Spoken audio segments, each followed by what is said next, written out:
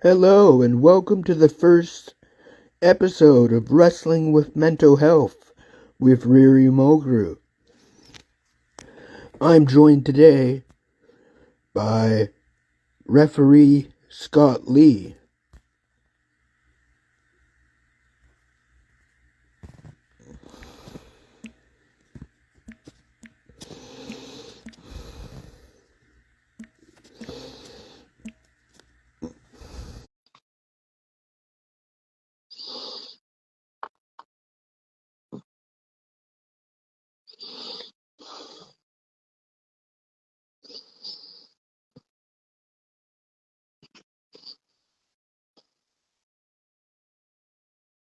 So if you're just joining, I'm starting off the podcast waiting for Referee Scott.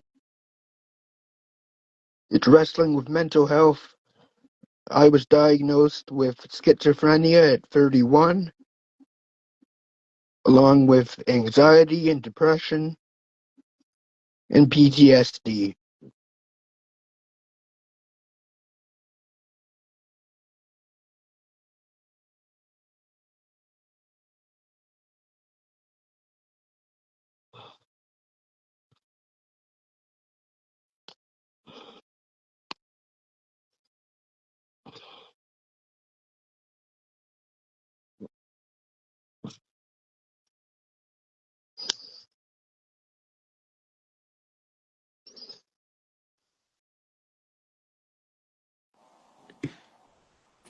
There we are. I think we're good.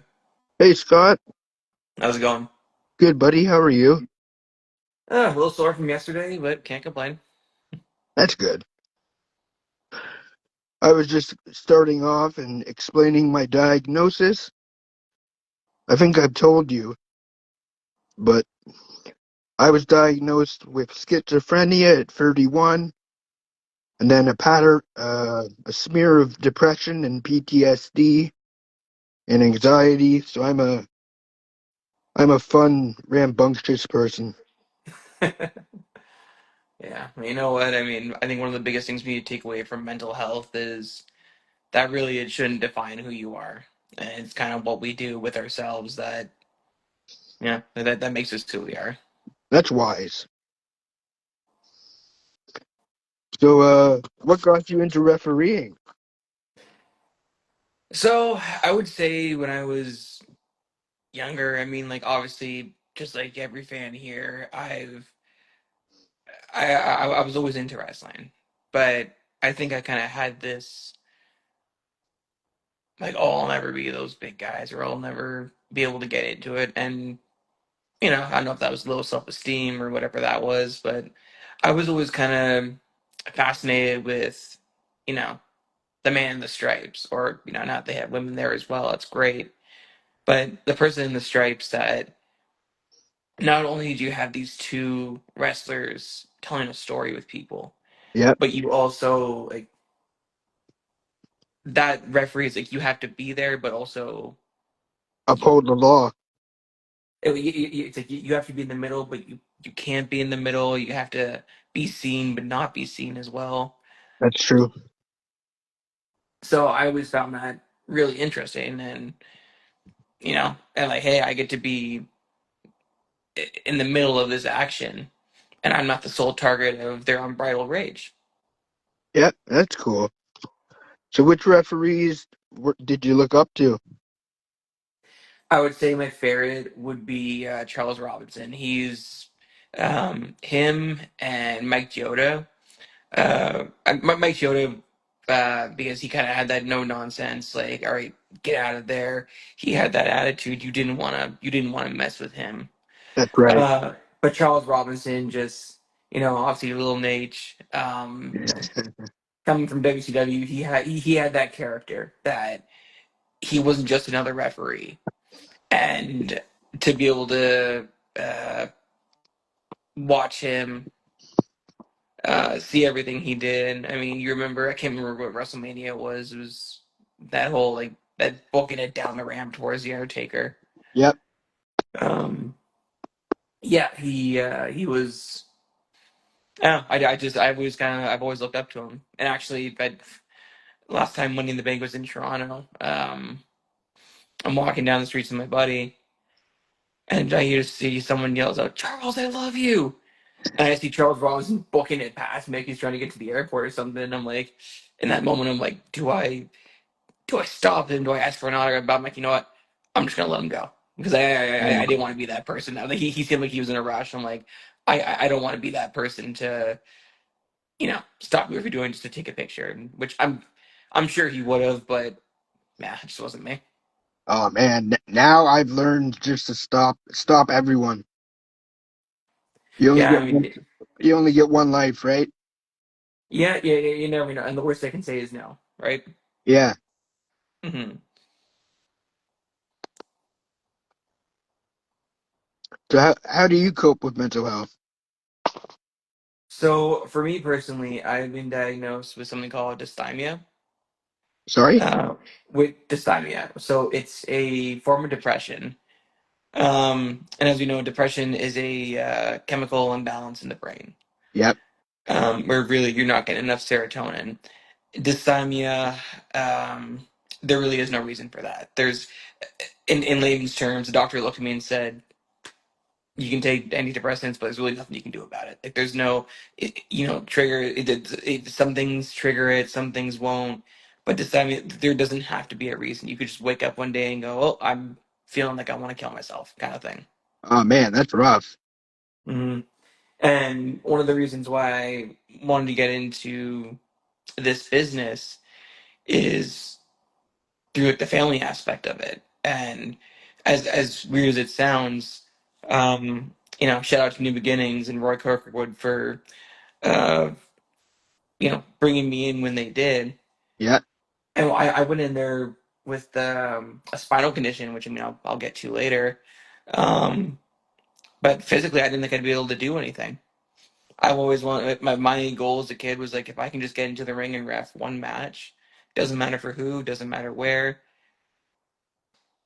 that would be a dream come true for me. Just to be able to step through those ropes Yeah. and hear that crowd and be a part of it. That's commendable.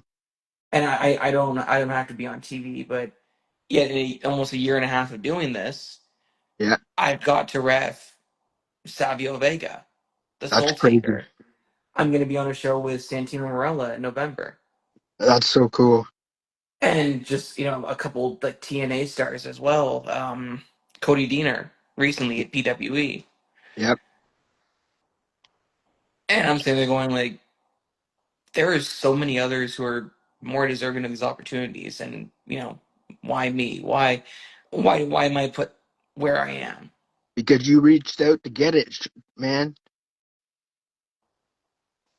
And that's really what I've tried to do is just I learn from people daily. Like, am I an amazing ref? Hell no, I'm I do my best out there, but there are definitely oh hey Connor, how's it going? Blue collar brawler in the chat right here. Um and actually, speaking of Connor, he was one of those people when I first started out that, when I went into it, I was nervous and being like, well, I don't know if I'm gonna be able to do this. I don't know if I'm gonna be able to keep up like physically. I'm this overweight, late 20s. Meanwhile, these are young kids, in their prime, wanting to, they're hungry. They wanted to really, really get out there. And Yeah. how am I going to keep up with this? But none of them gave up on me. They welcomed me in as that family, like I said. That's beautiful. And yeah, That's and that I've met so many great people in this industry so far, and I'm not stopping anytime soon. plug the show, man. Where can we see you work next? So my next show is going to be at the Curtis Flea Market on July 19th, with New Beginnings Pro Wrestling, and we're Yep. going to be doing it's going to be two free shows. Yep. So if anyone's out in that Curtis area, definitely come check it out. Like I said, it's a free ticket, and on top of that, the Curtis Flea Market has some great vendors as well. Oh, that's right. And we get to see some amazing wrestling and some amazing refereeing. Oh yeah, he also Evan Affleck, my partner in crime there. Yeah. We're Oh, yep. Night Patrol Alec Knoll, he's in the chat. He's going to be there as well. We got that Kyle, Brian Samuels, I know P, Adrian Astar. Trust me, it's going to be a great show. So you guys aren't going to want to miss that one. I personally can't wait. Yeah. And you know what? And I can speak for everyone in New Beginnings. We always appreciate seeing you there because you're one of those fans that constantly shows up, and be it refs, wrestlers, whoever, we wouldn't be here without you guys. I try, and to be honest, the sense of community is what helps me most, whether it be at Canadian Mental Health Society or at any wrestling event I go to. Just knowing there's a sense of community there, and I'm loved. It helps immensely because yeah, I get the butterflies too when I'm filming, and it's like, oh man, is there a point to this? Will they Does it matter? But it does. And yeah, and really, the thing about pro wrestling is, I mean, it's no secret that, yeah, it's scripted and it's entertainment. But the amount of people who I've talked to and they go, "Oh, well, isn't it fake?" And no, like I won't go into details for respect out of the person, but you saw what happened yesterday. Things Yeah, happen, yep, and when these people are putting their bodies on the line, they don't have to get paid millions on TV for it. They do it because they love to entertain fans. They love to be out there in that spotlight. it's true. And it can be like Alec saying here. He said Scott was the first ref to raise my hand for that first win. And Alec, that was truly an honor to be able to do that for you, because I'm sure that was a, like, for me, it's just okay. Well, I'm just here. Like, I'm just an accessory to, like, Alec Knoll was the winner. He's the one in the spotlight. But I felt proud to be able to give them that first win. Yeah. So tell me a little bit about your spinal cord injury. You were touching on that. Yeah. So the spinal cord industry. Yeah. Sorry, I can't speak today. It's The okay. injury. Um, wasn't necessarily an injury. So it's an autoimmune condition. It's called ankylosing spondylitis. And essentially, from my understanding of it, what that is you have your spinal cord. The spinal cord is attached to the brain stem all the way down Yeah, to your hip, and there's discs in there with little, like, gel in between the discs. So there's, like, muscle in between the discs connecting your spinal together. yeah, And so with my issue, it's a bit of a degenerative disc. So some of those have degenerated and um, rub together, cause friction, inflammation as well. So there's been a lot of times where, and years before I started this, that my back was in a lot of pain, yeah. that I couldn't move on a daily basis. And yeah, I was a little chubby, I was a little overweight, but I was never obese. I was never dangerously overweight. Um, so when I went to doctors, they kept saying, "Oh, you just need to lose weight. You just need to do this. You just need to sleep it off. You just did it weird." And I got X-ray after X-ray, and they couldn't find anything. And finally, after years of wanting to get, like, an MRI done and get more tests and going to a specialist, Yeah, is when they finally looked and said, "Okay, no, this is what it actually is, and this explains so much." So instead of just taking Advil like I was doing, they have me on proper medication now. good. Like, when I ref, I do wear a back brace. Um, Yeah, I was gonna say so because you're always up and down. yeah, and that was one of the things that I wasn't sure that I would have been able to do.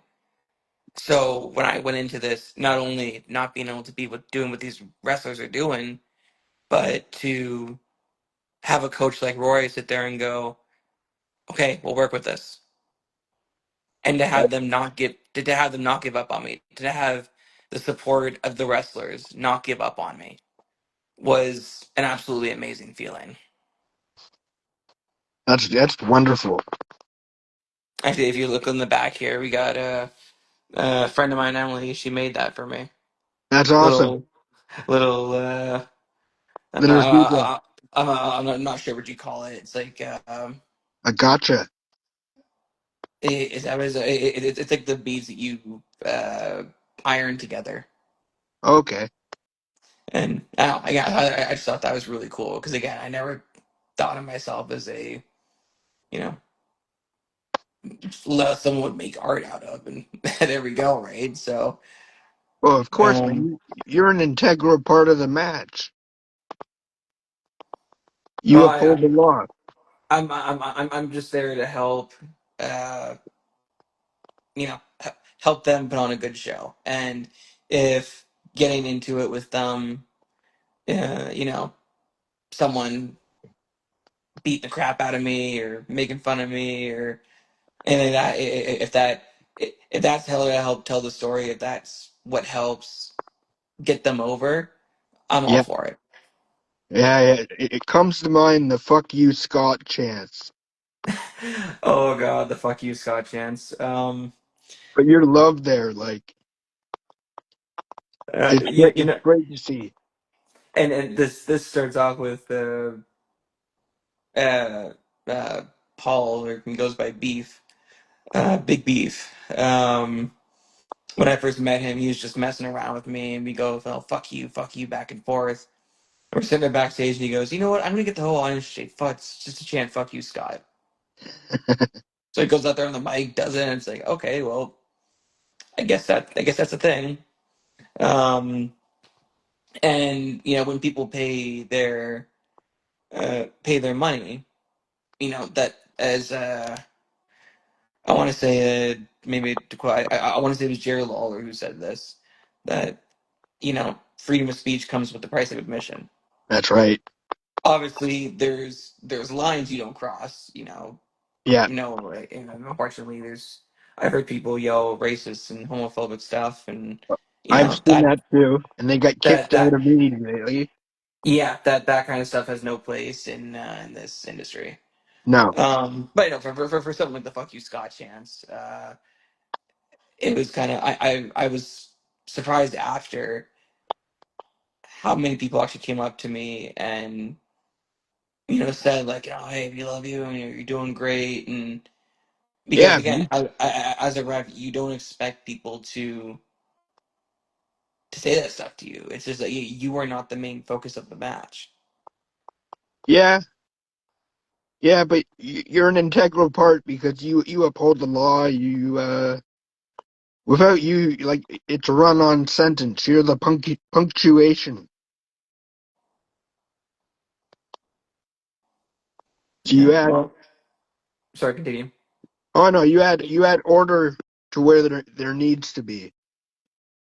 And I'd like to see a company bring forth some of the British rules where you guys give out yellow and red cards, or you just step on wrestlers' feet or something. Give you guys more of a role. Well, that's definitely something to think about. Like, I would love to personally, as a ref, get more involved with. I mean, not only like get big being on the mic more. Yep, Something I like to do is I would love to do managing sometime, but I think refereeing is where my true passion with this business lies. that's good. Where do you see yourself in the future? I mean, if we're talking like dreams, I mean, Yeah, yeah, for anyone in this industry, it would be like TNA or WWE, right? yeah. I got Um, you. and like you said, if there's opportunities, you just got to take them. You can't wonder what if because these things are going a mile a minute. You're right. So yeah, my goal right now is just to make connections with people and actually one of the first legends that I got to ref here was Joey Legend, or better known as Just Joe in WWE. Yeah, And again, for something like that, where to be able to say that in my first year of wrestling, this is who I got to be in the ring with. This is who I got to learn from. Was just it was an incredible feeling. Joey Legend's a legendary trainer. And honestly, one of the nicest guys in the world too. Oh yeah. I mean, he was back there telling stories with everyone, and giving advice where it was, and then we got to have a seminar with him as well. Yep. And so yeah, no, he was an absolute pleasure to work with, and I hope to be able to work with him again eventually. Oh yeah. Likely with new beginnings. Maybe new beginnings. I mean, we'll see. I mean, I believe he's in kind of Germany Yeah. uh, right now. He likes to do the catch wrestling over there. hmm I would love to go to Japan and maybe ref there. Yep. There's a place called Nebula Wrestling Okay. in the UK. Oh cool. Um, I believe it's run by a woman named, or she goes by Succubus. Yeah. Um, and there's a couple other trainers, but she's like the main owner of it, I believe. Right on. So again, I want to travel with this as well. Um, a couple of our people have wrestled in Thailand recently. Yeah, yeah, I've noticed that over at PSC, Sunny Zai's company. Yeah, yeah. So again, it's opportunities like that that you look out for, and I've also got to work with obviously that Kyle was with us, one of the main members of Total Fucking Chaos. Yeah, yeah. I got to meet Will Carroll recently, Oh, and again, super nice guy. Got to learn a little bit from him. Got to see not only with them, but the other side of deathmatch wrestling with Neil Diamond Cutter yeah. because Oh, you, yeah, it was you his lucky last time in bugger. Canada. Uh, I'm so jealous.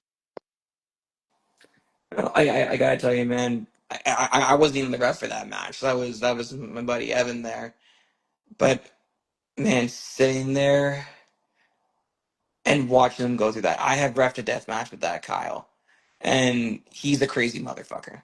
Yeah, yeah. Super amazing person, great friend. But when he gets in that ring, man, he's He sometimes I sit there transformed. and I've seen the guy bite a light too. Yep. Um, so I love your instances of Kyle, like when you're checking him for weapons and you just keep pulling out more and more and more. It's hilarious. he's got to learn to respect the stripes, right? That's right. God, That's why we have these. you got you and Evan have to make a shirt, and I will certainly buy one. Oh, I am not. They say never, right? So coming down the That's right. line, that might be the case. Do you have any cool stories? Any cool stories? I have one before I became a ref, actually. This was at a local Comic Con close to here, and Rhino was one of the guests, Yeah. and I want to say this was like 2015, I think. It's about almost 10 years ago, Okay. and it was a very quiet convention. One of my buddies was buying and selling comic books there and video games and stuff, so he had a table, so I went with him to help him out. And I walk up to Rhino. Hey, sir, nice to meet you. And I you know, do all that, take a picture, all that kind of stuff. And about, I'd say, an hour goes by. Con's dead. There's hardly any. It was just a slow period. Yeah. Because Ryan was a big name. Like if the wrestling fans knew he was there, they would have came for sure. And then they did. Like there was plenty of people to see him, but it was just that hour that no one was there. And I'm talking to my buddy, and I go, you know what? I want to go up and talk to him. I want to see him. Yeah, but I was so starstruck. I was so starstruck around wrestlers, especially. And so he's like, well, just go and go talk to him. So hoping I'm not bugging him, he's there with his handler, just girl sitting in a chair, and he's talking with her.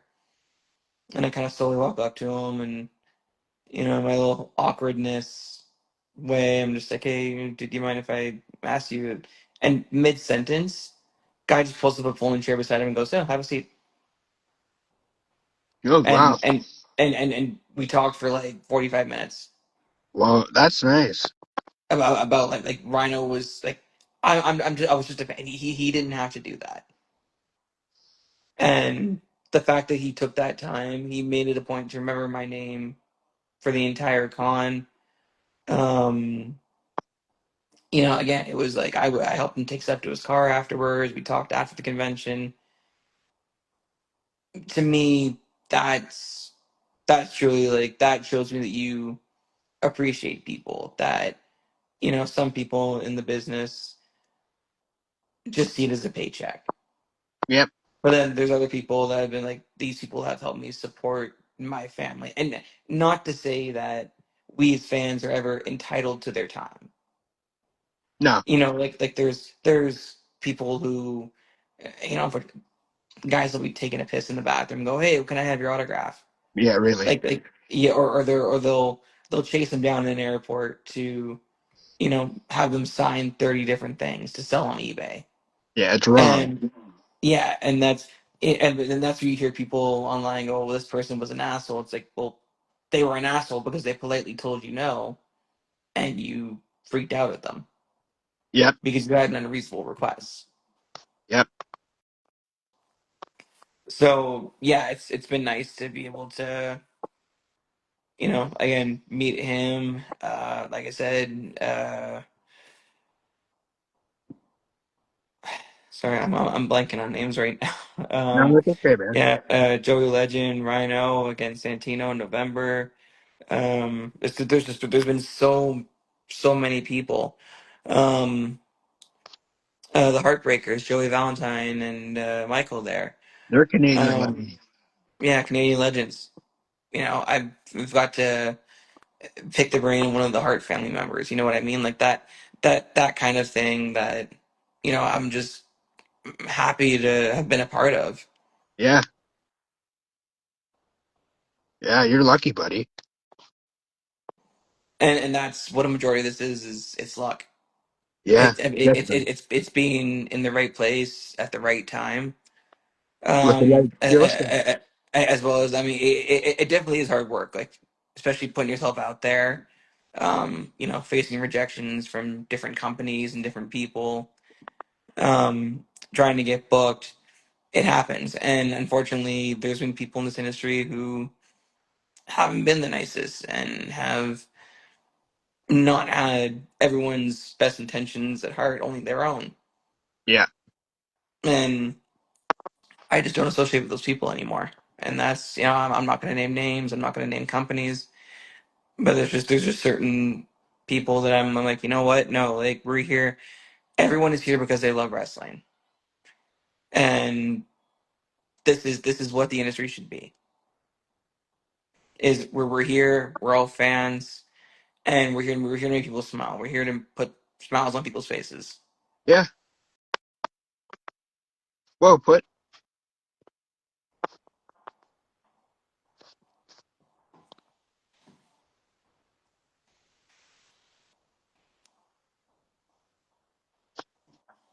Well, thank you for your time, Scott. Yeah, no problem. Thank you very much for having me. I really enjoyed this.